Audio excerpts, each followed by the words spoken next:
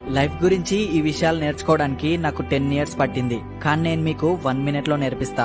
Number 1, life లో ఎవరి కోసం వెయిట్ చేయొద్దు. రోజు మార్నింగ్ లెగు, ఏం చేసినా ప్రాణం పెట్టి పనిచేయి. 2, నీ హెల్త్ విషయంలో చాలా జాగ్రత్తగా ఉండు. ఒకవేళ మీకు ఏదైనా జరిగితే ప్రపంచం పట్టించుకోకుండా ముందుకు వెళ్లిపోతుంది, మీరు మాత్రం అక్కడే ఉండిపోతారు. 3, ఒకవేళ మీరు మీ డ్రీమ్ లైఫ్ కోసం కష్టపడకపోతే వేరే వాళ్ళు మిమ్మల్ని వాళ్ళ డ్రీమ్ లైఫ్ ని బిల్డ్ చేసుకోవడానికి పని చేయించుకుంటారు. 4, ఏ పని చేసినా సైలెంట్ గా చెయ్యి. హ్యాపీనెస్ ని ఒంటరిగా సెలబ్రేట్ చేసుకో, ఎందుకంటే చాలా మందికి వేరే వాళ్ళ హ్యాపీనెస్ ని పాడు చేయడం సరదా.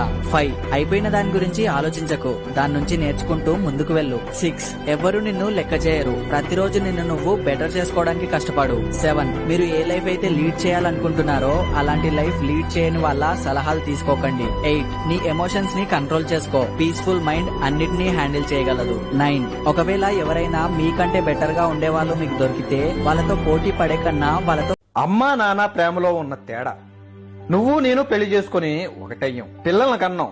నువ్వు తల్లివయ్యావు, నేను తండ్రి అయ్యా.